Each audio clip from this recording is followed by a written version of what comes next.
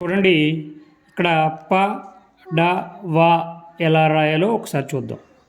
ప అక్షరం మొదలు పెట్టేటప్పుడు ఫస్ట్ మొట్టమొదటిగా ఇక్కడ రాయాలి, తరువాత ఇలా రాయాలి, తరువాత ఇలా రాయాలి.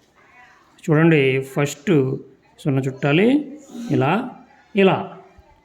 నెక్స్ట్ డా రాసేటప్పుడు చూడండి, ప్రతి అక్షరం నేను ఎక్కడ మొదలు పెడుతున్నానో మీరు కూడా అక్కడే మొదలు పెడుతూ రాయాలి. ఈ విధంగా రాస్తే కరెక్ట్గా వస్తుంది.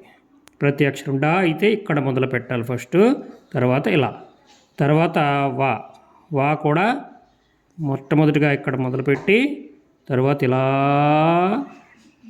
ఇలా రాయాలి. ప డ వా. పా అక్షరం ఇక్కడ మొదలుపెట్టాం, డా అక్షరం ఇక్కడ మొదలుపెట్టాం, వా అక్షరం ఇక్కడ మొదలుపెట్టాం.